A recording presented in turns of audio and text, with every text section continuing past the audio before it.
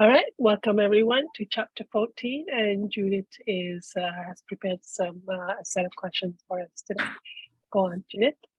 Okay, we start out on page 134, and it's a metaphor illustrating the boundaries of the spirit world and the physical world. And so the book reads, again, I could see the error of speaking of the two conditions as two worlds, since they hold the same relationship to each other as the sea bears to the land, while the mists are but the spray and vapor which arises as the waves of one break upon the shores of the other. And the question is, does this illustration help you feel that the boundary, if you could even call it one, between the spirit world and our physical world is almost non-existent? Or do you feel the spirit world is remote and untouchable, that you can't experience it like we experience our world? And why is that? And what emotions do you feel are blocking you?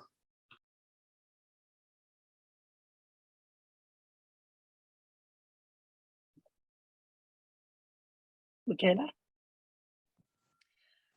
I was reflecting on this question and I realized that I do believe in the sleep state. Like I sort of try to set up a dynamic before I go to sleep that embraces that. So I do believe in that. And I do believe in the grandeur of the spirit world when I'm having these big, grand ideas. But when it comes to my personal interaction with spirits, I don't want to see the detail. I don't want to recognize that it's right there in front of my face. So I think that still holds it out for me a bit. So there's definitely blocks there. And I'm noticing that lately I'm angry at my guides. So that seems to be keeping them away. I don't really know why yet, but I've just been noticing that recently.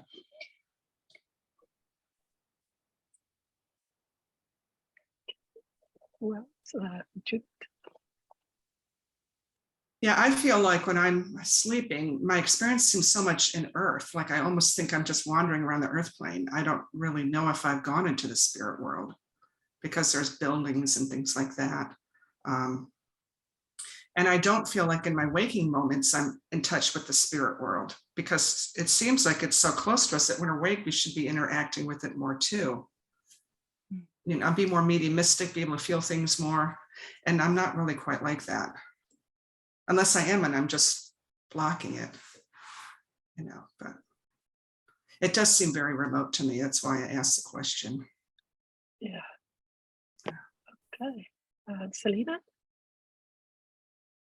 I don't think ever in my whole life have I ever felt it was remote.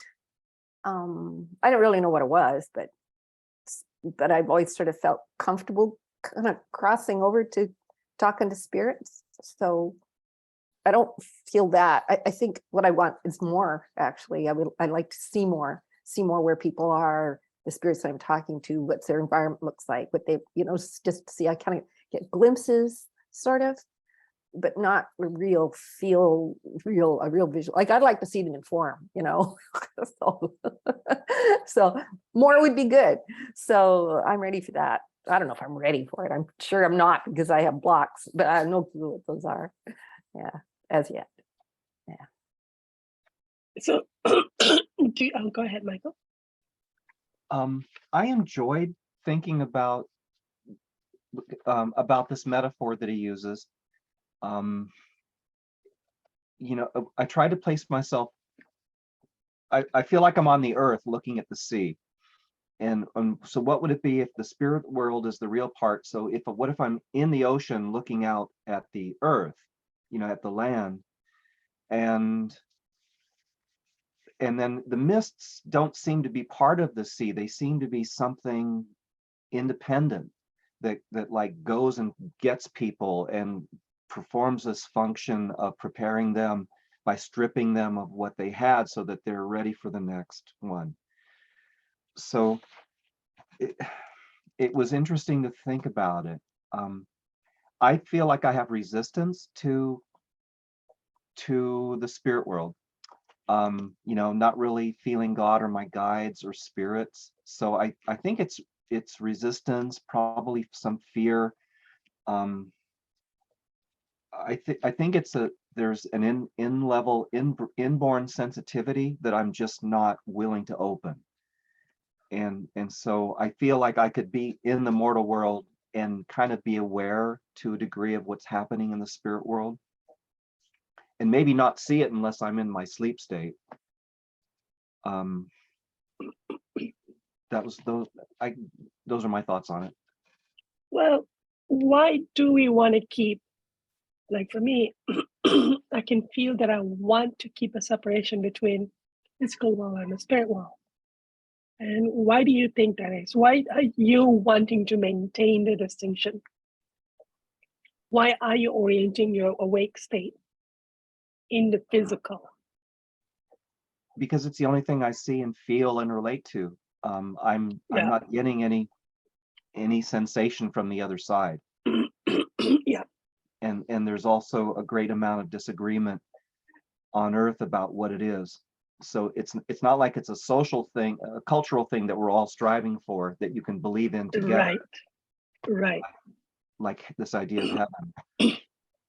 So there's also a feeling that if I start to, like Selena, I want to see more, that becomes as much as my reality as this, then you're kind of beginning to go against the wave of what most people desire.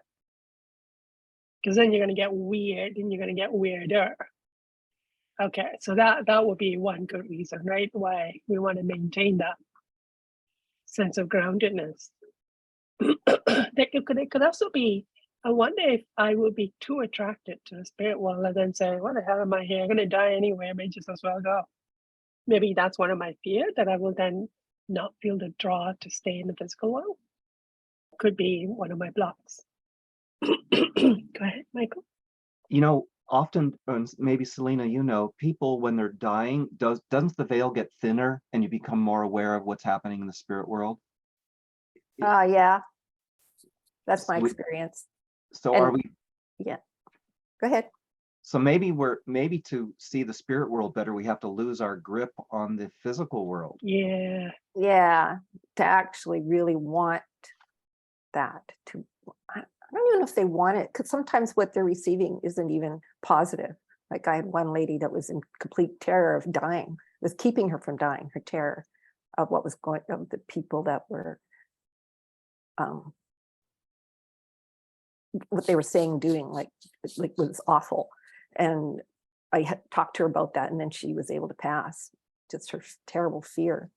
And her dementia was so bad, all she can feel is that she's in terrible fear. And the closer she got to passing, the more her fear was increasing. So, which is probably a good law of attraction event for her, to start to release some of that, so that she's not as drawn to the darker place. Drawn, yes, yeah. So, yeah, but lots of times it's positive. It's generally positive. People. I'm just gonna get Michaela to speak it. Then we'll continue on. Okay. In regards to your question, what is it that's making us want to be more grounded in the physical than the spiritual? Is I recognize in myself that I don't want the truth. I don't want to see the truth of a lot of my actions and of what I'm attracting and who I'm attracting to my children when I make these choices. And I'm really having a wake-up call at the moment to how much I still don't want to see. I just really want to stay where I know, how I know, where I'm in control. And I think that's a big reason why I don't want to see more. Like I really control what I see and what I receive, and it's certainly not wide open to just what is there. Thank you.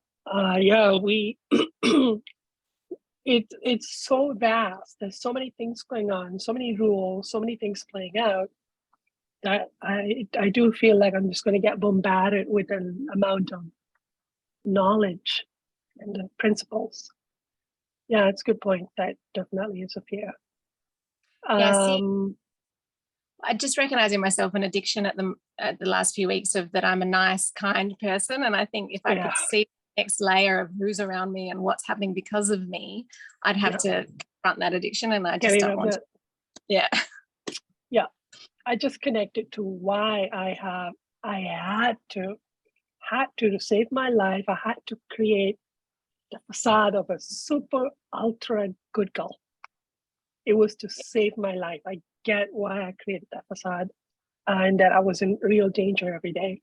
But that facade, hyper good girl facade, God created as a result.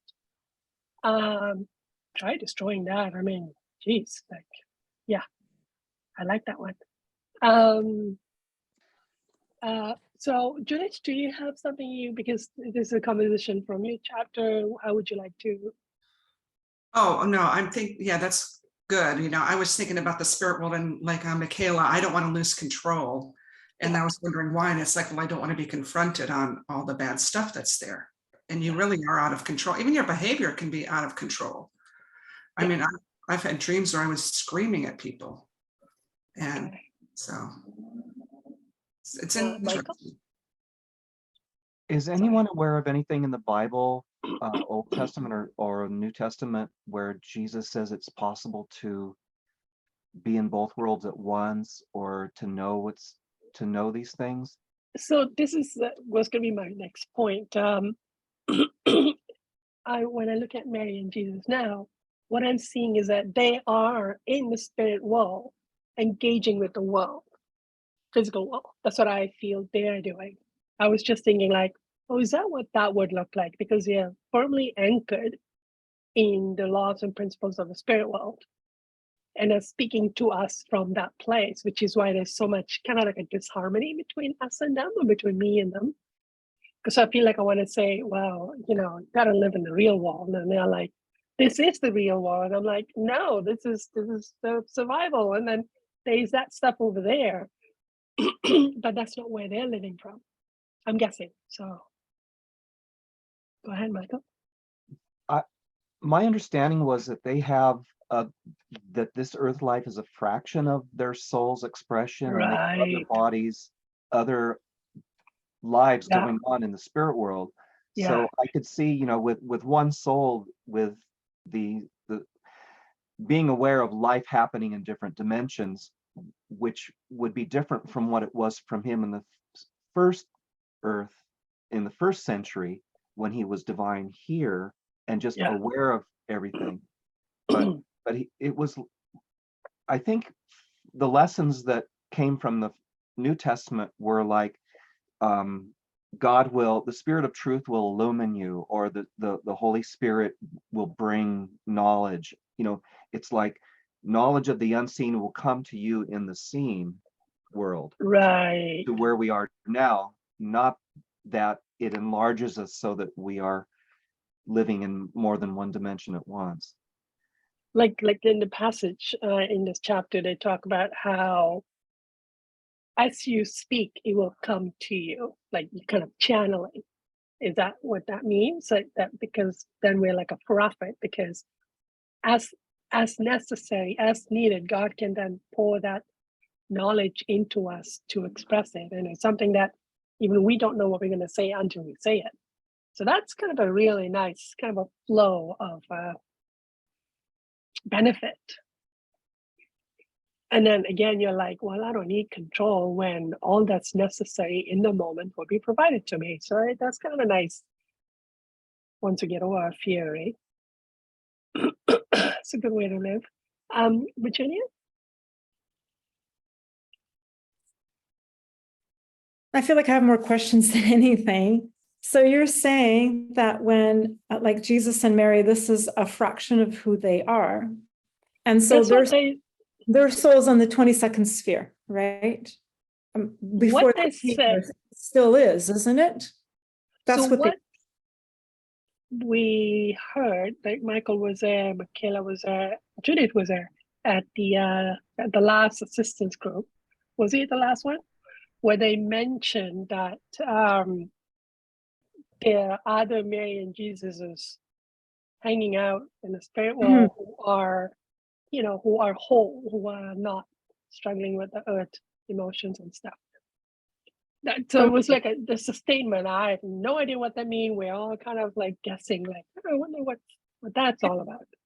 Well, my thinking is, and because Jesus and Mary keep saying that they are just like us, we are, there's no difference, that we are the same.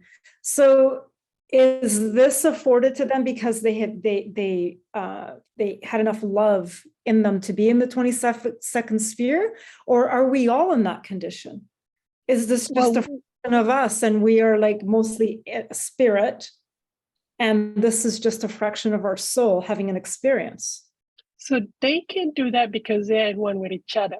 Something happens once you become at one with each other that you can have many forms, I'm guessing. And we are like them in terms of we have the same worth as them. We have the same worth. And then, yes, you gotta become at one with God and with each other and grow in love and truth and all those mysterious things way over there. And that range, though, does our soul still have other expressions of us that are having experiences? Well, that's what they said they are doing. Yeah. I'll find out when I get there.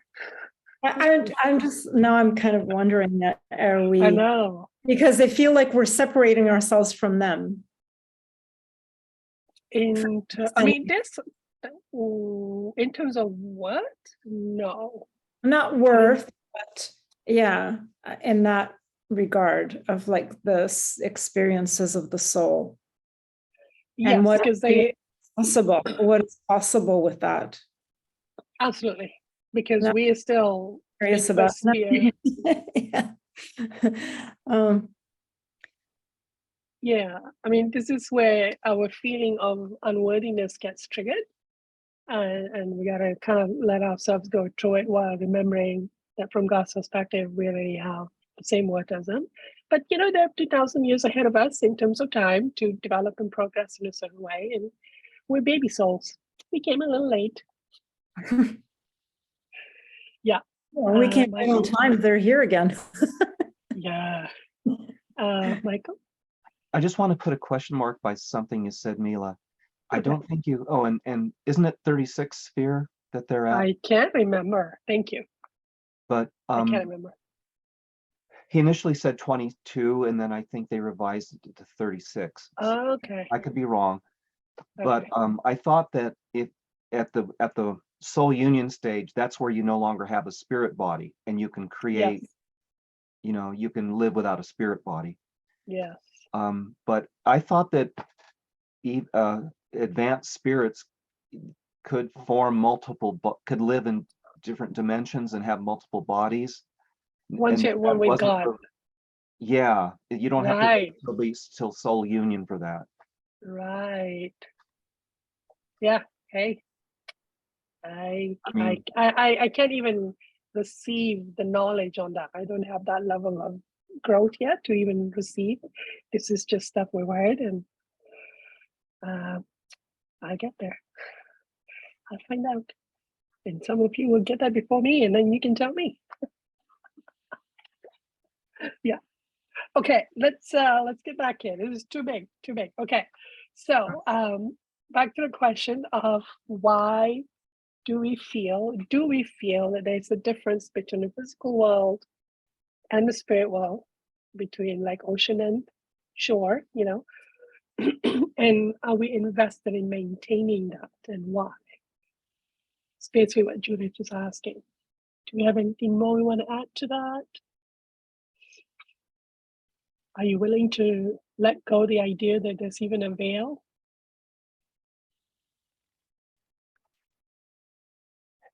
Michael? What if it's some kind of law? What if it's a provision of God, a positive thing, Right. not because we have injuries? Yeah. And that a feeling for the spirit world comes as a gift of growth, and it's not that it's withheld because we're sinful. I like that idea. Kind of makes sense, because we got to develop so carefully and slowly. Everything has to be developed, but that we can be like prophets, as in we can receive transmission, truth, information, healing. Yeah. It's because we're open to the idea that God is unfinished with giving us, educating us. I like that. That kind of makes sense.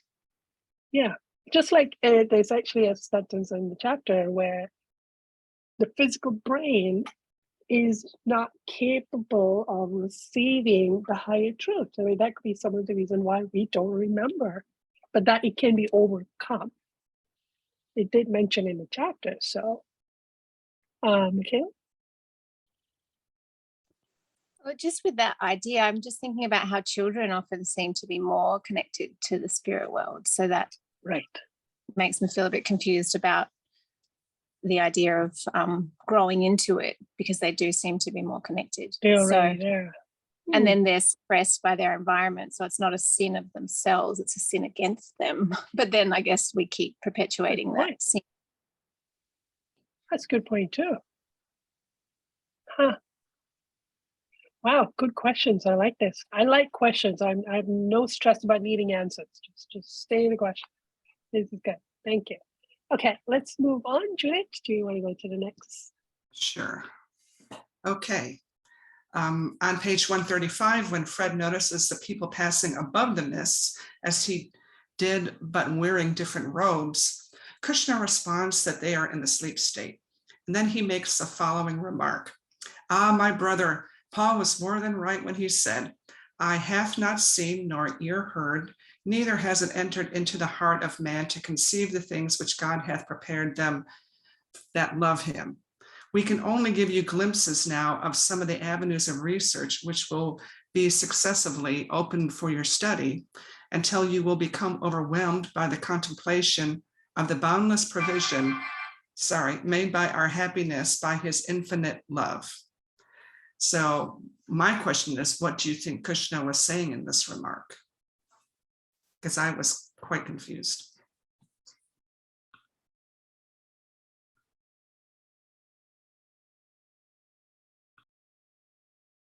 Michaela?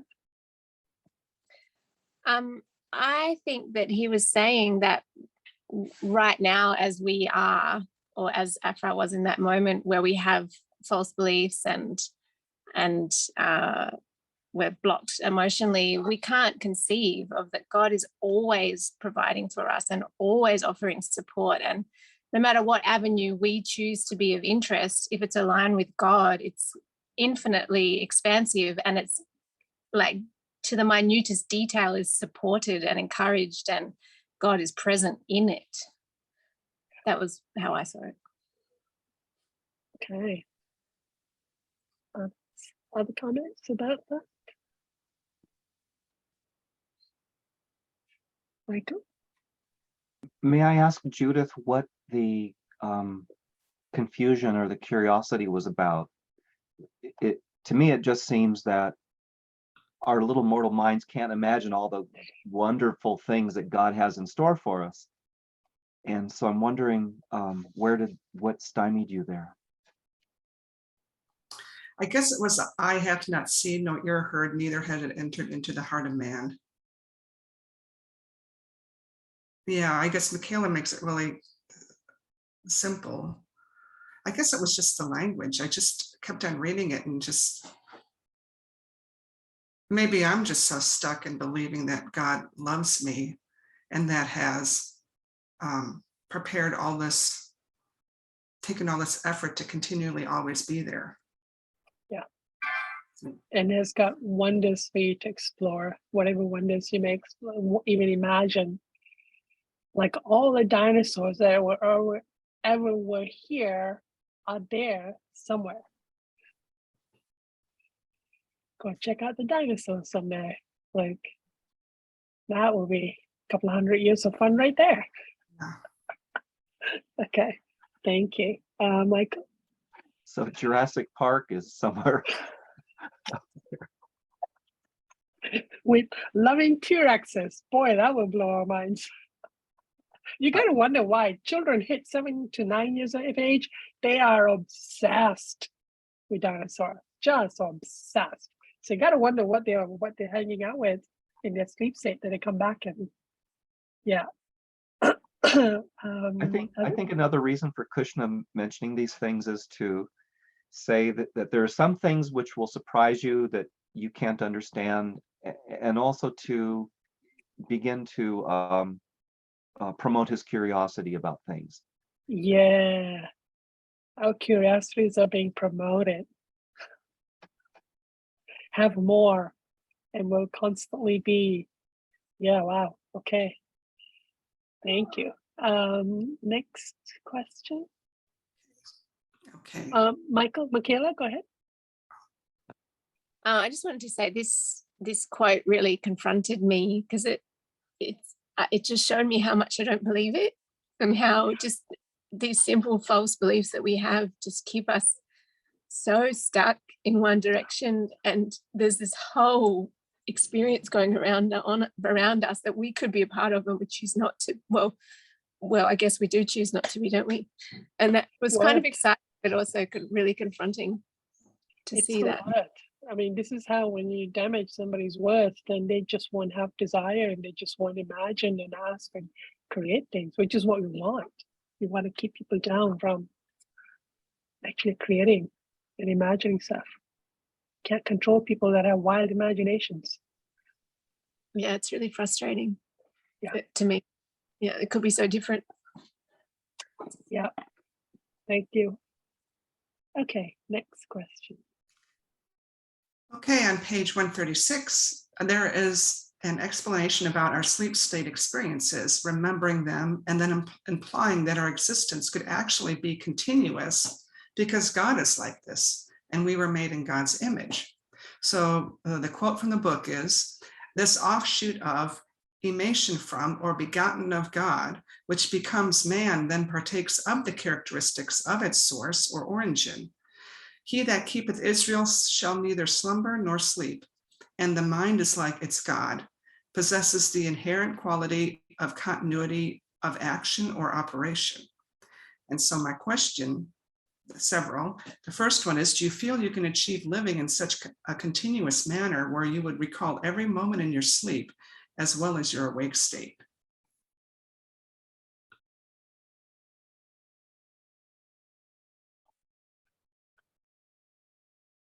Michael? I think it comes automatically once we pass over. Oh, you'll remember. But Judith is asking, can you imagine living in such a way where your life is always going on? There's no 8 hours of a block. You always remember everything. Can you imagine such a life? Yeah, I do now, right now, in the physical.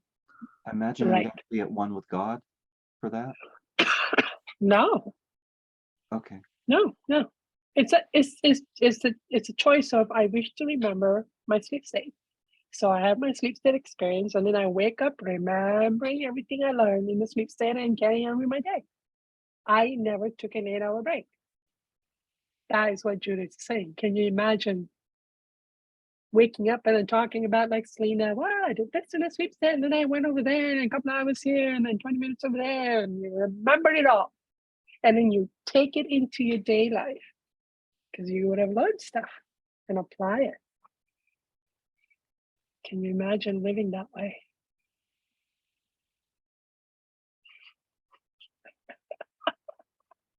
No. And that's the question. Virginia? I know that is possible. I actually met someone last year that I was doing Reiki training with, and she, since she was a child, she can remember every minute of her sleep state. Wow. She goes, wow. I don't journal. There's too much. But she says, but I can actually like just wake up and remember. And it feels like there really isn't sleep sometimes. She doesn't feel like, because it's just other experiences. And she's very like, much like the spirit life is very important to her. Wow. This life, like, because she's able to do this. And the thing with her is, so like, what is it that has kept you doing this, and that you're able to access this? And she goes, I've not met many people that do this. One other person I know does this as well as I do. And she says, I don't judge anything. Like, curious about it. I'm very curious about it, but she doesn't judge. Wow. So being destructive in her spirit. She has no judgment. She says, I've accepted my dark side, my shadows. Oh, I've accepted, jealous. and she's able, so she can remember. And Wow. I've realized that as I have less judgment, I'm remembering more and more. Wow. I can see myself sometimes, like some days it's not, I don't remember a lot of things. And other times, even just as I'm closing my eyes, I'm already seeing somewhere in the spirit world where I'm going, or I just was. Wow. It's like this. Yeah, it is. Wow. I don't know how to make it more other than I'm trying to have less judgment and accepting myself and what I'm doing, what I find myself doing, because when I have judged myself, then I stop remembering for a while. I don't remember a lot of things. So it is And possible. you could also direct what you want to experience. Like I usually go to sleep with a set of instructions. When I sleep tonight, I want to do this, I want to do this, I want to learn about this, I want to hang out with this. I don't know what's actually happening, but I'll set an intention of what I want. And then I'll wake up feeling better on those days when I did set an intention.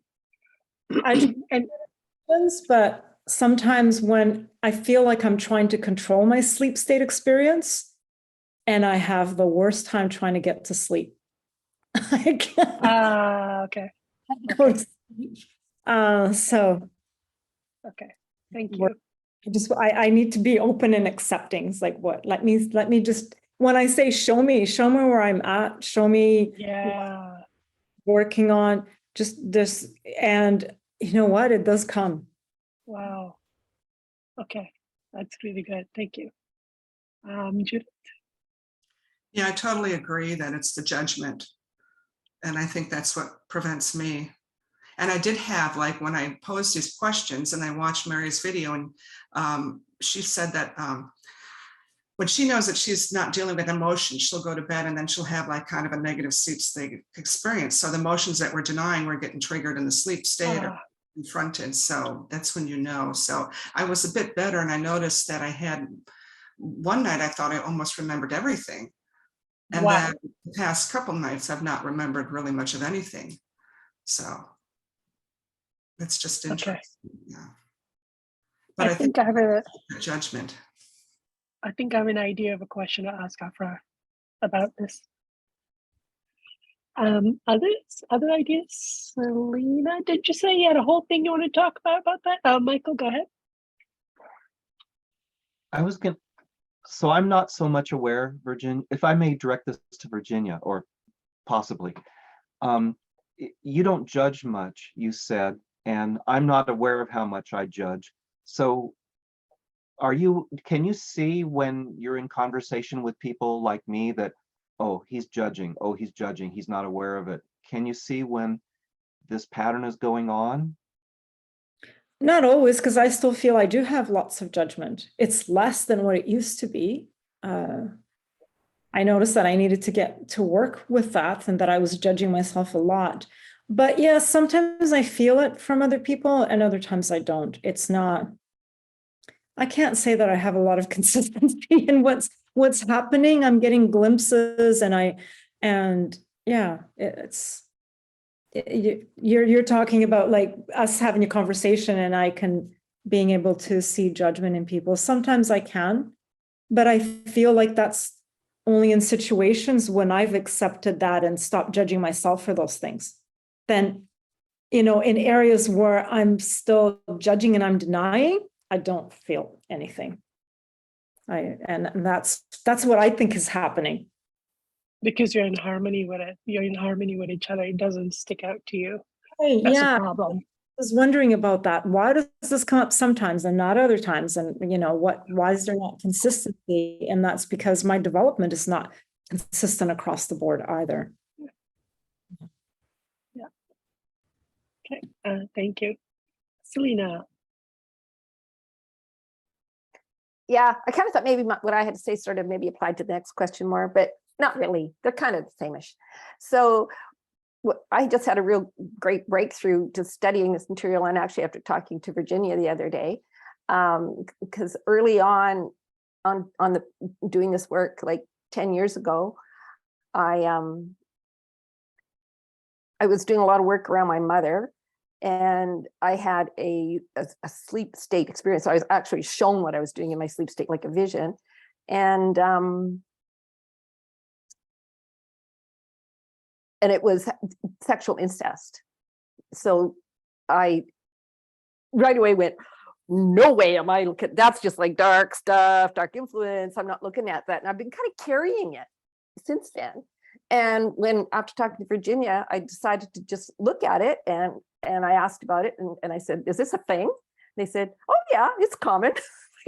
Oh, okay. And then I said, and then I asked God's opinions about it, and I got a whole bunch of feedback on that. And like, it's just gone for me. Just gone. It's just most amazing. It's most, you're on mute, Milena. Wow. It's just the most, like, I feel so good. And I can't believe I carried this so long for something that, and the reason I'm bringing it up is because that feels like the worst, darkest thing a Yeah. person could experience. But like, it's not. Wow. It was okay. Like, it was, like, when I got God's feedback on it, it was like, oh, okay. Yeah, that's, I can see why it happened, my role, why I was doing it. Like, I wasn't like totally a victim or anything like that, and where I was coming from with it all. And I've totally no judgment about it. Totally, I can't even believe that I can feel that way about it and talk about it. And it's gone. And it's gone. And I've had so much excitement now about, Wow. because I just realized now while we're talking, I have judgment around, I have to clean up all my dark stuff in my sleep state before I can even begin to look at, maybe I could do some, because I am a little bit black and white that way, right? Like, I want to just be all cleaned up, and then I can get some benefit, right? Ouch. Yeah. That kind of thing. Yeah. So, and I'm realizing, no, that's not good. I need to know something the other, because they can both coexist. Yeah. Is what I'm Yeah, also understanding. Like, if I have some dark, angry stuff that I might be manifesting in my sleep state, I can still be also doing some caring, loving, compassionate things and learning good things as well. Absolutely. Yeah. We are, like what Judith just said, we're at different levels with all the different injuries that we have. Because we can't help our starting point. We start where we start with all a bunch of different mixes. Yeah. And along the way, yeah, as we awaken, we'd already worked through some things. I just really got a feeling of, like, sin is still sin, but it's still very much like an experimental playground for us too. Like, I just feel like it's different somehow. Like, it's really a gift. And that's what I really saw when I went through that process. What a gift I was given to be shown that experience, even though it was really gross and I pushed it away, but it was a gift. They were trying to give me a gift, my guys, a gift of showing me something that I could clear from my soul, because I had done the work that created the thing, and I just need to get rid of the shame and guilt, right? I just needed to, and I didn't want to, like, I pushed it away, but it was a gift. And now I'm seeing it that way, and I'm just really excited about it. Oh, good for you. Yeah, it's lovely. Wow. Yeah. What a gift you're giving all of us then. It's like getting permission. I just thought, I talked to Virginia, I thought, like, should I share this?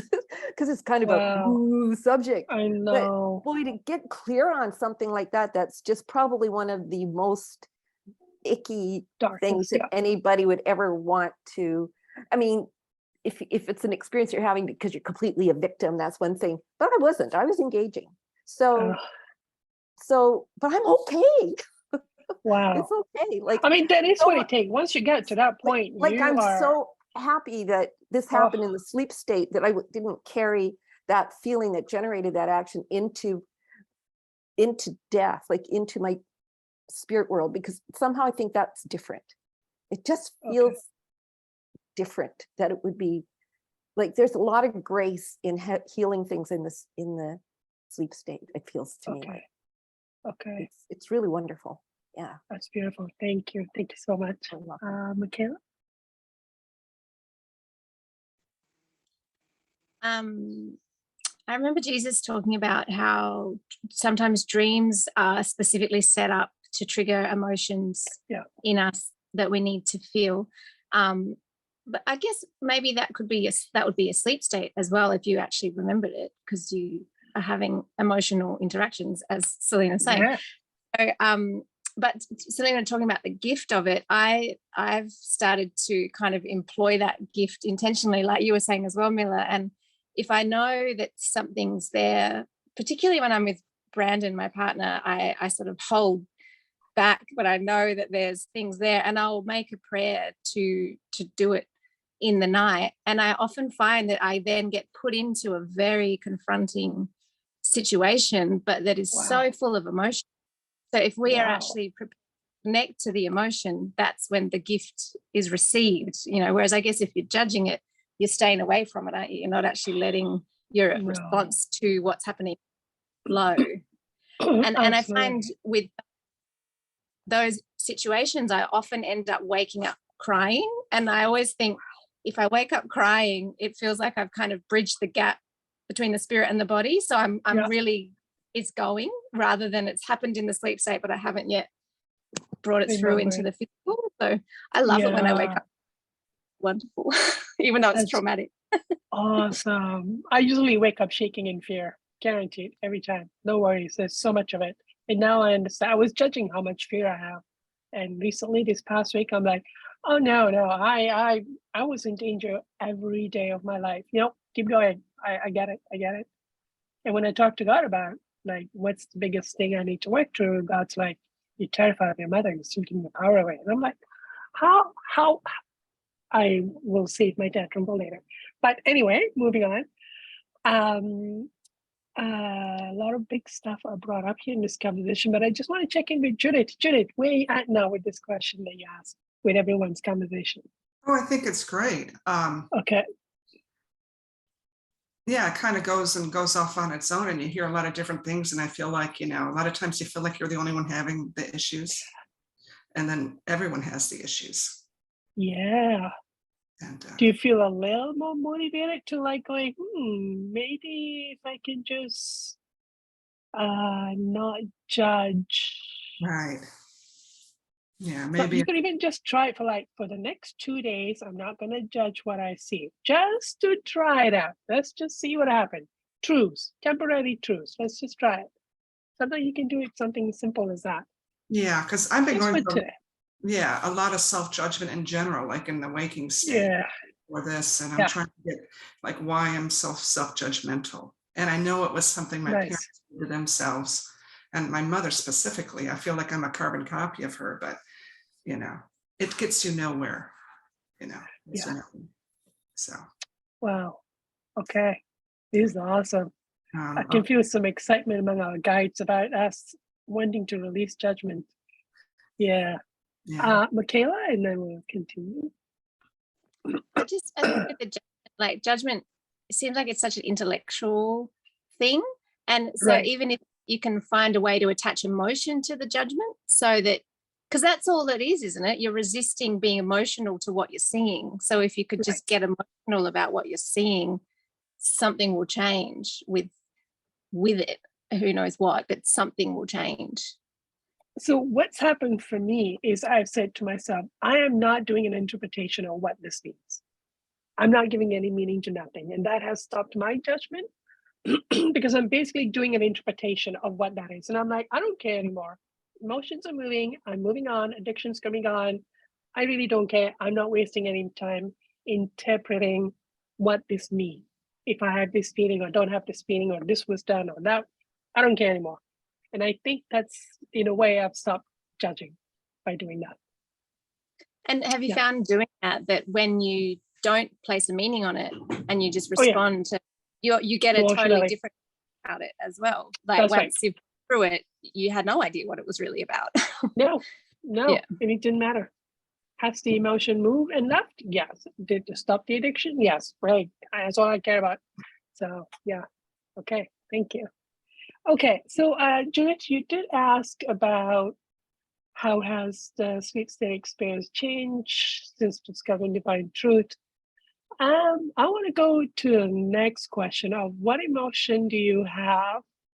Well, okay, if I'm to briefly talk about divine truth, I feel like we've gone into more self-judgment since we discovered divine truth, and probably blocking it more, even though we need to go through that gray phase of our lives.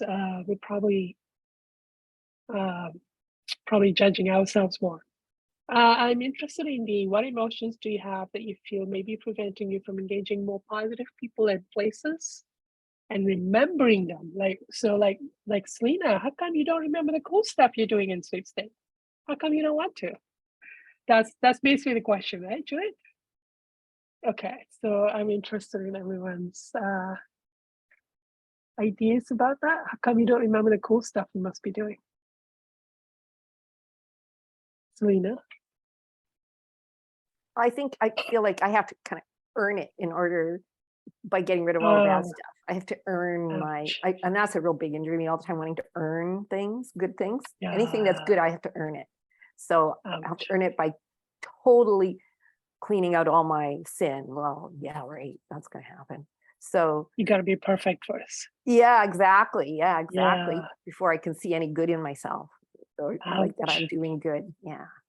And yet, if you start to see the good that you are already doing, you will actually increase your feeling of wellness about yourself, and then probably see the heavy stuff as just a tiny portion. Oh, let's just get rid of this so quickly. Look at all this wonderful thing I really am already. Good on me. That's the thing. Like it's such a small part of you, but because it's a sin, bad, whatever, it feels like a huge thing. But maybe it's not. Maybe I need to be more open to the fact that it might not be, that there's lots of other stuff.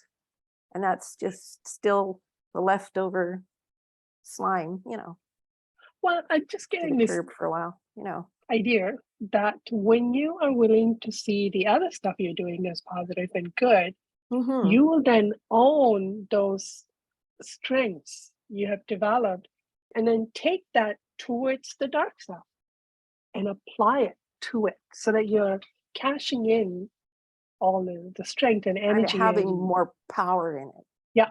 That feels like being in a powerful place, not a... Yeah.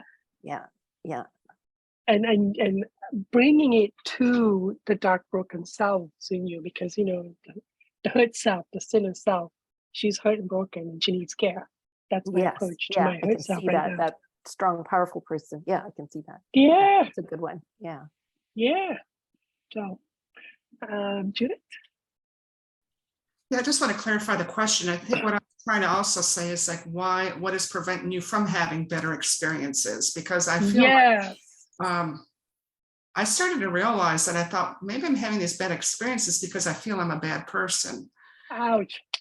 It's like, I'm like, can I get into a place where I'm engaging in things that are more positive, and how can I do that? And I guess that's just praying to God and just feeling what God feels about me and dealing with the issues of worth. Absolutely. Or you can also be what's the word? A mentee. You can always say, can I follow so-and-so when you're doing your work in the spirit? Well, I just want to come and watch and learn from you, which will then inspire you and develop your abilities that you may have. And well, that's interesting you mentioned it, because I used to follow Jesus around sometimes, and I had some interesting dreams that I remember. And I didn't know if it was a dream of something that happened in the past or if it was something in the present, but it'll inspire you. Yeah. I like that. Like, we actually need to develop those parts of ourselves as well. And we got to put it to work, and we got to train and, look at what's going on for Afra. Like, there's so many ministry. We could go and say, can I come with you today and watch what you're doing? It's like, so many ministry. Like when we learned about Ladder's ministry, I was like, whoa, can I join? If I haven't already, who knows what I'm doing in my sleep state. But it was like, I want that. I, of course, already have signed up myself for anything Krishna is doing. So, and they're going to train you properly. They're not just going to throw you in there. So, like, what a fantastic way to develop that part to you. Maybe you have a desire to go and help children, who are ill. Like, maybe in your sleep state, you can go to visit those children in the hospital on the other side, or who knows what possibilities are there for you. Yeah. We could also be hanging out with people that are hanging out right now with us. Maybe in our sleep state, we go hang out with them, can carry on the conversations. Like, how wonderful it would be if you could remember. There's got to be some good stuff in there. Yeah, and you change your, because if we have to accept ourselves as we really are, we got to accept both sides. Otherwise, we're still not seeing ourselves as we really are. Michaela?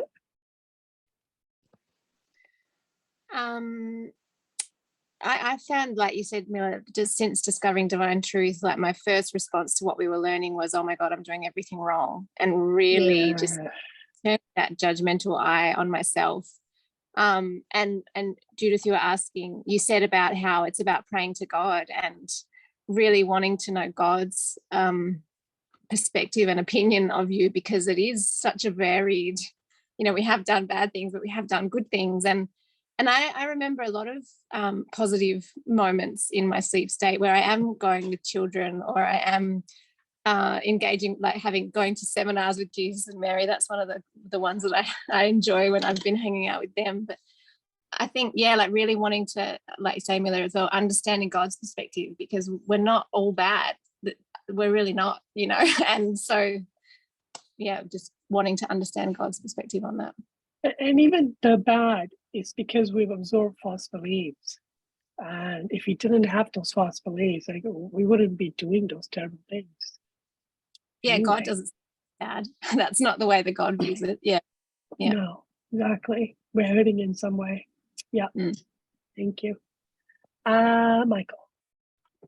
In our sleep state, are we our better selves? Like we're not trying to please people. That's why we do anything that our soul wants to do. We have more freedom. I'm just wondering if we're more authentic, less PC, if we're actually better people in the sleep state and better expressions of ourselves. I have a facade of being a hyper good girl. So what am I denying? Lots of anger. So where is that coming out? Probably in my sleep state. Like there are two sides to the coin here. One could be that you don't need to please people. You don't need to put yourself down. So in your sleep state, you can let it out. You can be bold. So that's one thing. But if I'm denying, because facade helps you deny, then those things are also going to come out more in my sleep state. But we may be also,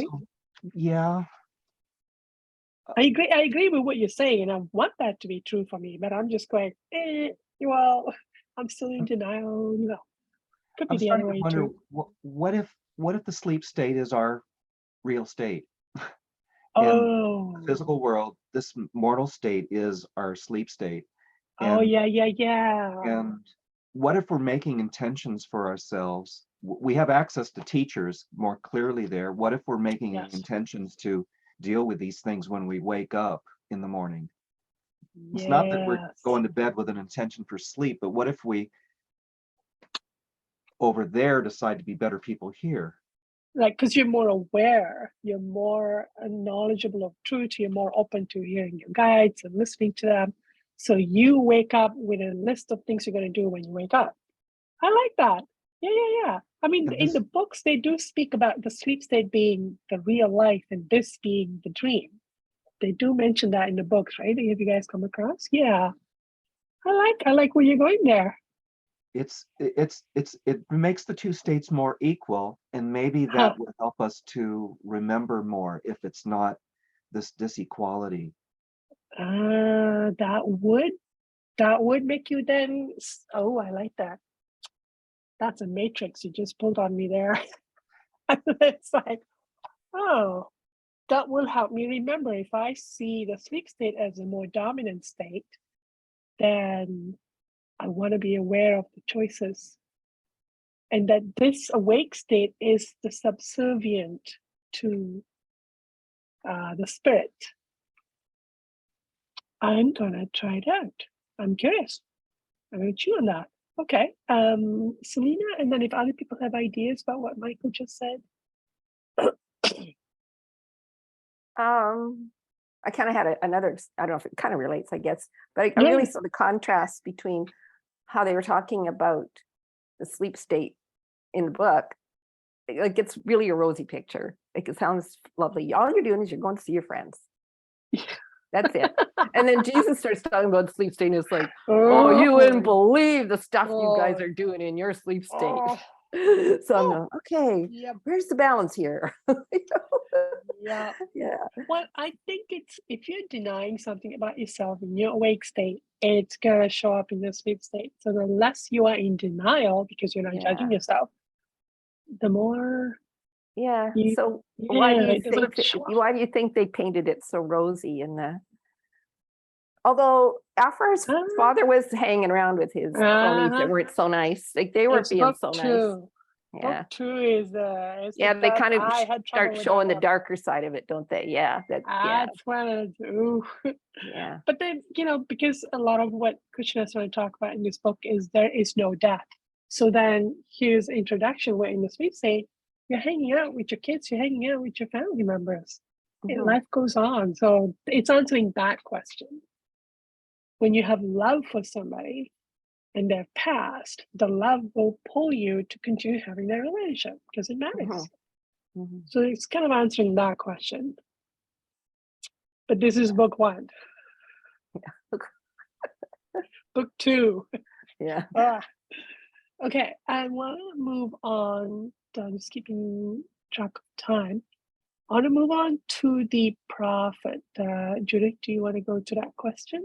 Sure. Okay, on page 140, the second and most unnatural obstacle in the way to understanding the sleep state is the dogma of the church. And then the book says, the prophet has always been selected entirely for his power to receive and transmit the new revelation which God declares to the world. Hear now my words, says God. If there be a prophet among you, I will make myself known to him in a vision and will speak to him in a dream. Here is God's provision for a continual revelation, and the sleep state is the university from which it shall be promulgated. Can't say that word very well. Anyway, what do you feel about that remark? That it's through this path in the sleep state that you can eventually become closer to God and be able to speak to him on earth? So, Judith, why has this lit a fire under you? Why does this excite you? Well, I don't think I've ever heard it before. Okay. I don't think I've ever heard that in the sleep state. It's like how it starts. Okay. Like you start to hear things in the sleep state. And then when I watched the video with Jesus and Mary, they said, Jesus' father had a dream that to take him out of, where he was at to save his life. All these things happen in the sleep state. So it's like, and I guess maybe I might value my sleep state more because I don't feel I do enough in the real world, like ouch. Ouch. Well, I mean, my third chakra just went into hiding, like, ow, don't do that. Okay. Yeah, I'm beginning to get sensitive to how we undervalue ourselves there. Like, okay. Ouch, Judith. yeah, That would be a good one going, how does God feel about that? yeah. So, yeah. But there is something about that passage that's got you excited. Yeah.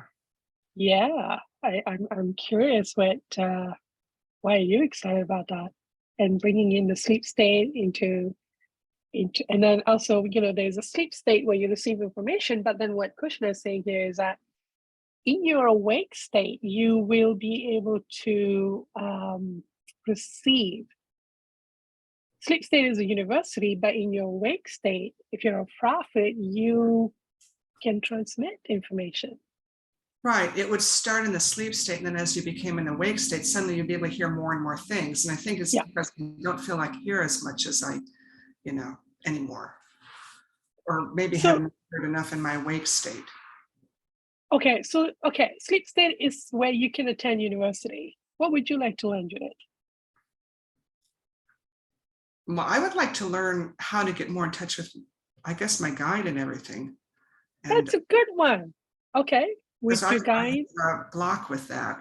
I sometimes feel that I haven't met her in the sleep state, and I sometimes go to bed thinking I'd like to meet her, but then it doesn't happen. So I'm feeling, well, there's something. How do you know it doesn't happen? How do you know you're not meeting your guide in the sleep state? Because I don't remember it. You don't remember it is different. There's something about you wanting to block the memory. Right. I guess because if you're receiving so much unconditional love from somebody, Right. would you want to wake up and remember when you feel this terrible about yourself? Yeah. It's going to trigger the grief that you're like, I can't feel that grief, that somebody loves me that much.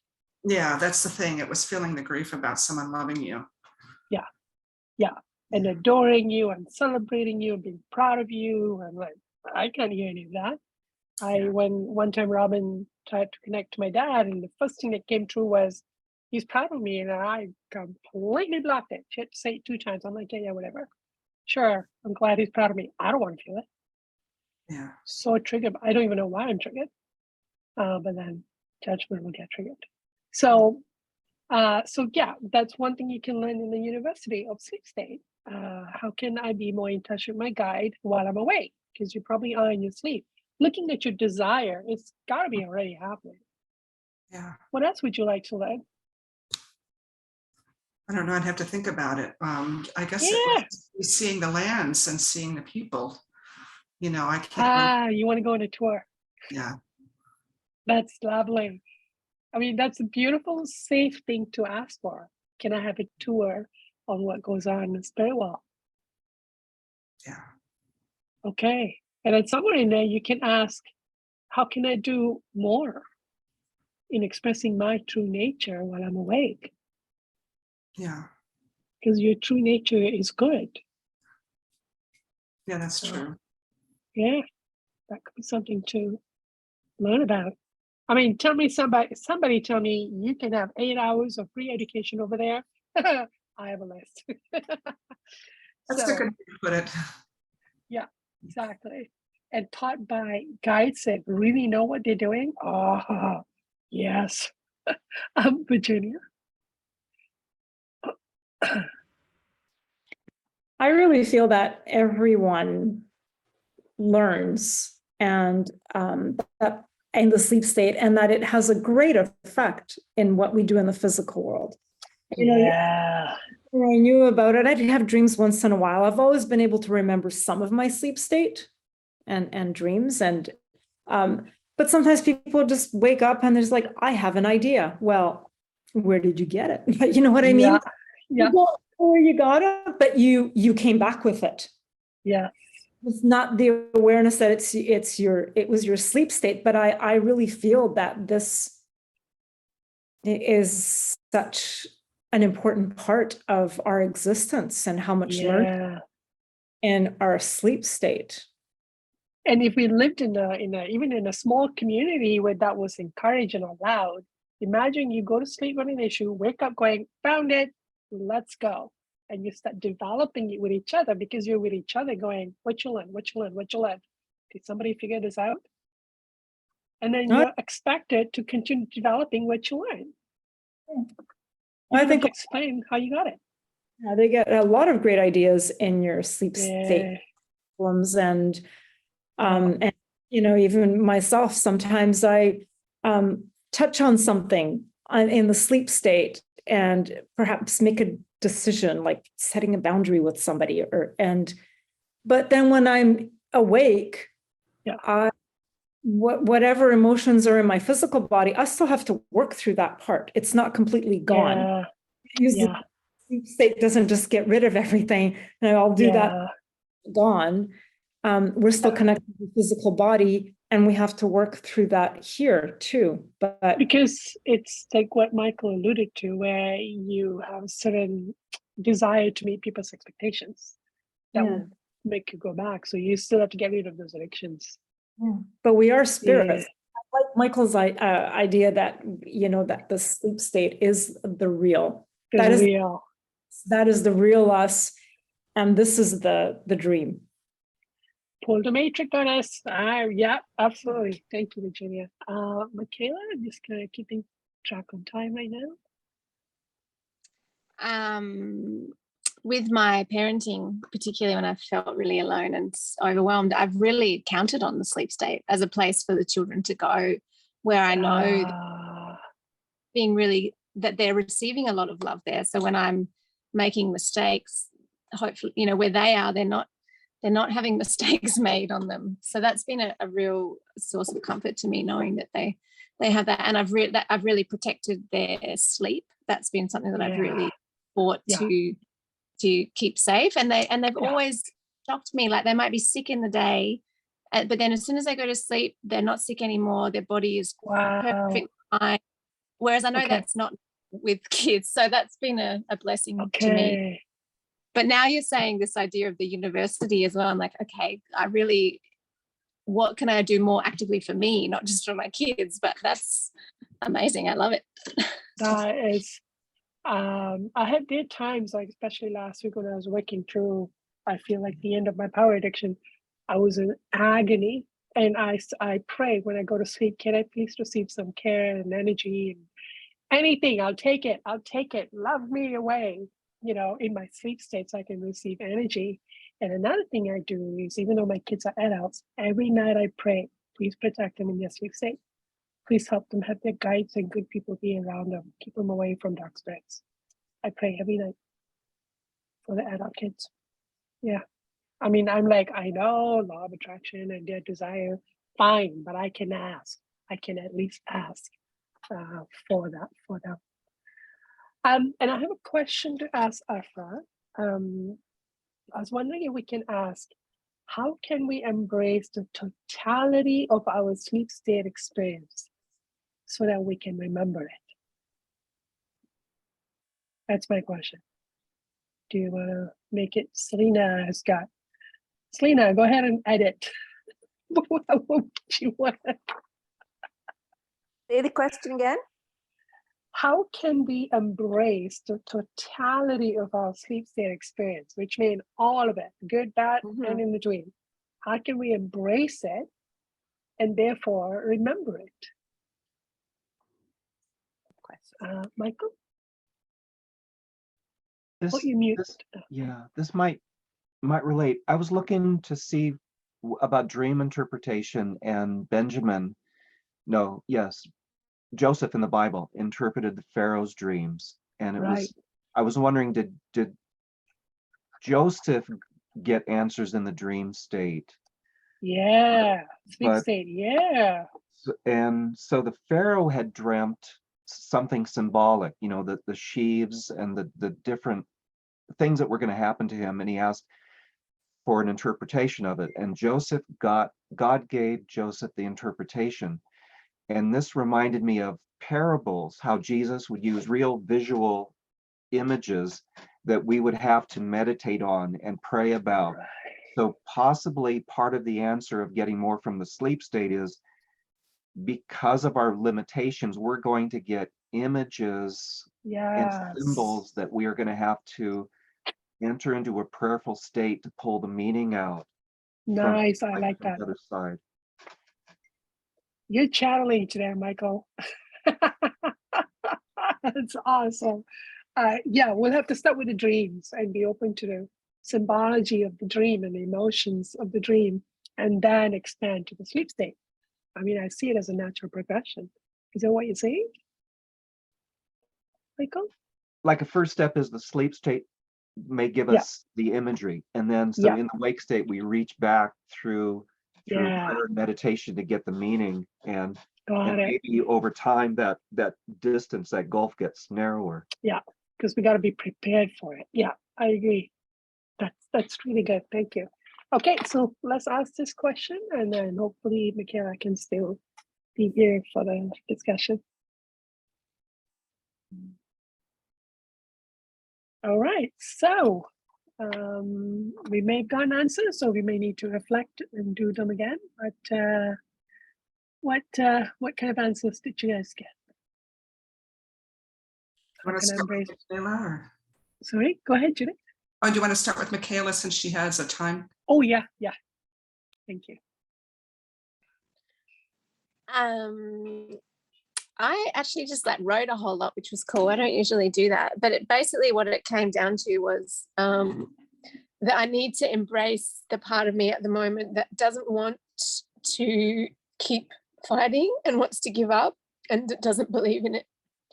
So basically I just need to be with that person at the moment. See her as a patient, someone that needs care. Well, that was what I was seeing through it was a really beautiful thing, and at the end I could just see that she just needs the attention right now, and then because I project it all away. Like I'm happy to dream for all these things for other people, but I don't bring it into myself and really focus on me in it. And so that was what that was about. That's beautiful. Thank you. Okay. Who else? Michael? I got to be kinder and gentler to myself. And that didn't make a lot of sense. And then I thought, well, what is it? What am I doing now? And I feel like in my wake state, I'm resisting and pushing back. So the sleep state must be more of less resistance to it. Yeah. Okay. Okay. So resistant and pushing towards being kinder to yourself or towards awareness? I think I just dislike the world and all the ways that I feel like I'm bombarded and way that I can't use my free will in all the ways I want to and do exactly what I want. And there are other people and they bother me. So if I'm kinder to myself, I'll allow more to come to me. I'll have less static around me. It's a good experiment. Just give yourself a week, just going for just 1 week. I'm just going to try it on, see what it's like. Yeah. Okay. Thank you. All right. Next. Selena. I immediately got this just absolute thrilling feeling, just thrilling, just like a little sample of that feeling, like believe that you're wonderful, exciting, curious, fascinating, full of your love for yourself, like a toddler, like just full of yourself, just like, this is so exciting and new and wonderful, full of excitement to feel who you really are. Be fascinated. That ended up being the word. Just be so like, this is so fascinating, discovering these things, who I am here. Like, what am I? Like, just what the feeling was just a little injection of that feeling, how it feels to be a little kid. And they're just like, oh, the sun's shining. Totally. And they're like, whoa. I can see how that will hook you in. Like you have to hook yourself in by using a certain. Like be fascinated by that whole adventure of being in your sleep state. Okay. Yeah, it's cool. Thank you. Okay. Next. Judith? Yeah, I can go. I was having trouble connecting and it didn't really happen until near the end of our time, but it was like, understand that all this is for growth. It's never to shame. It's never to humiliate. It's there to learn, even the bad things. Wow. So, and it's faith in God's grandness and love. And it's that paragraph that I got stuck on that, I can't, that's the issue. Wonders upon wonders waiting for you. Wow. Yeah. And then I have had some recent examples of sleep state with my father, and that was a really bad experience or bad thing to see, but it really got my emotions going. And so it's kind of starts the ball rolling, basically. Okay. It's for growth. This is going to help you grow. It's not there to make you feel bad about yourself or shame you. Like God is, you're terrible, I know. It's not that. That's awesome. Okay, thank you. Virginia? I just really felt around my my judgment of my own soul condition. Okay. Okay. More there, hey? I could react with that, with like, you're God's child, like it's, and have love for yourself in whatever is myself in addiction or playing out addictions and so on. And then and instead of waking up, just doing that again, like, that kind of thing. Some love for myself that I think will change that. I don't know why that's hard. Yeah, that's a good journey to go on. Shouldn't It's be like if I don't judge myself, see it as an addiction and just stop judging myself, well, what will come up? Because it could be something else that you're avoiding. It's like this feeling of, oh, if I don't judge myself, I'm just letting myself get scot-free of everything. And it's like, well, God's law doesn't let you get away with anything. So I don't have to help it. It's going to happen. Sometimes we have this feeling of, well, I'm just letting myself get off the hook if I don't punish myself. God will not let you get off the hook. Don't worry about it. It'll be done. I could feel myself being grind last week over an issue. It's like, I feel this feeling of the law of compensation grinding me. Whew. So yeah, nobody gets me with anything. And you don't have to help it. You don't have to be God's little helper. Yeah, I sort of got this sense of that God would just see that when you're acting out your addictions or that you're doing these things that I'm judging and going, oh, poor baby, you're still hurting, Yep. and I'm like, oh yeah, okay. Yeah. Rather than, getting out the whip on myself, and just you're still doing that, kind of thing, right? You haven't because the figured- addict is a child who's hurting, and the addiction has now harmed her even more. So she's a patient. Yeah, because that's how God reacts to it. I feel that's, yeah, it's not the same. Book 2 was so difficult for me, Life Elysian, but there was one sentence that turned it all around, which was our first saying, hell is a hospital for sin-sick soul. And that was the end of the conversation for me. I was like, it's a hospital. I'm safe. Yep. Okay. I'll offer to go and get treatment, please. I get it. Yeah, that really helped. So thank you. Mine was, I am good. Like yesterday I had this vision come to me. What if I'm good? Just imagine, just say, you know what? I think I'm a good person. Let's just go with that. So the answer I got was, I am good. Whatever is happening is because I believe lies about myself. I am good. I'm a good person. God made me. And then I have a strong desire to change, for things to stop. So whatever I see, my strong desire to stop it will kick in, and don't be afraid. I am good. So it's okay to see what I see. Again, I think is that feeling of, oh my God, I'm doomed. I'm done for. This is what I really am. Well, there's no redemption for me. That's the kind of way I was treated as a child. So I can see the block kicking in there. So yeah, that made me feel better about remembering things. What a sweet say. Okay, this has been a very profound conversation, Michael. Virginia's comments triggered some thoughts for me. Is it a principle of healing that you have to you have to accept what is injured in order to heal it? I think so. That's what I've arrived at personally for myself. As a person that's healing myself, who's also thinking as a healer, going, I think there's something fundamental that happens when you accept. There's something, yeah. That's what I'm exploring.